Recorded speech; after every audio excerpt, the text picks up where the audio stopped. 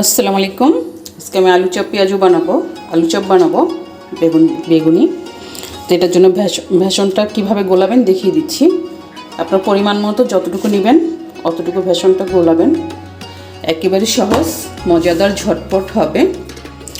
বেসন তো অনেকেই অনেকভাবে গোলান, তো আমি যেভাবে বেসনটাকেই করি, দিয়ে দিচ্ছি লবণ, পরিমাণ মতো আপনি দিবেন। আদা রসুন বাটা আপনার যতটুকু লাগবে আপনি আন্দাজ করে ওই অনুযায়ী দিবেন। দিয়ে দেবো এখানে খাবার সোডা, আপনি আন্দাজ করে পরিমাণ মতো দিবেন। তারপর দিয়ে দিবেন পানি। আর কোনো মশলা দিবেন না। অনেকে অনেক মশলা দিয়ে করে, সেটার খাবারের কোনো টেস্টই হয় না। আপনি আসল আলু চপ পেঁয়াজু যদি খেতে চান, হালকা মশলা দিয়ে অল্প জাস্ট আদা রসুন, লবণ আর খাবার সোডা, এভাবে আপনি এটাকে পেস্টটাকে করে নেবেন। ঘনটা আপনি বেশি ঘন করবেন না, বেশি পাতলাও করবেন না।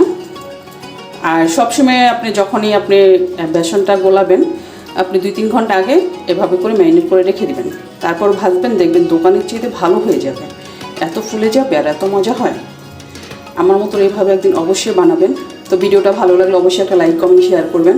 ইউটিউব চ্যানেলটাকে সাবস্ক্রাইব করবেন, পেজটাকে ফলো করবেন। দেখুন কি সুন্দর হয়ে গেছে। এখন এটাকে আমি 2 ঘন্টার জন্য রেস্টে রেখে দেবো। আমার বেসনটা এরকম হয়েছে যে আঙুল দিলে এরকম লেগে যাবে, এরকমই থাকবে। আগে যে ভিজিয়ে রেখেছিলাম, এখন বেগুনি ভাজবো। এরকম করে একটা একটা করে সুন্দর করে দিয়ে দিবেন। তেলটাকে ভালো করে গরম করে নেবেন, তাহলে আর করতে হবে না। দোকান থেকে কি দরকার এত টাকা দিয়ে কিনতে হয়। আর এখানে আপনি মন মতো একটা বেগুন দিয়ে আপনার 10-15টা বেগুনি হয়ে যায়। এখন এক সেট উল্টিয়ে দিবেন এরকম করে।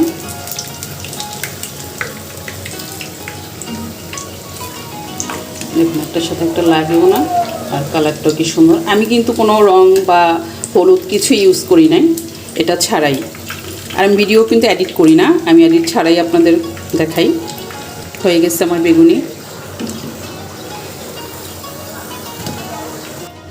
এখন ভেজে নেব আলু চপ। আপনি একই বেসন দিয়ে আপনি সব কিছু করতে পারবেন, এভাবে কি করে। দেখুন এভাবে খেতেও ভালো লাগে, ক্রিস্পি ক্রিস্পি হবে, মোচমোচা থাকবে। আর দোকানেরগুলো তো মনে হয় যে ময়দার বস্তা দিয়ে রাখছে।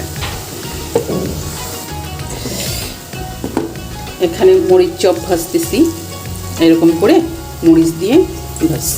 এটা খেতে অনেক ভালো লাগে, মরিচের চপটা। ডান্ডি সহই দিবেন, এরকম ধরে ধরে দিয়ে দেবেন। হয়ে গেছে চপটাও। দিতে হয়। আর আপনি যদি তেলটা আরেকটু দেন তাহলে আর উল্টাতে হবে না, একেবারেই হয়ে যাবে। তেলটা একটু কম দিয়েছি। হয়ে গেল আমার সব কিছু রেডি। তো শেষ করছি, হয়ে গেছে আমার আলু চপ, বেগুনি, মরিচের চপ, সব কিছু ভাজা হয়ে গেছে। তো শেষ করছি। অবশ্যই একটা লাইক কমেন্ট শেয়ার করবেন, ভিডিওটা একটা ফলো করবেন।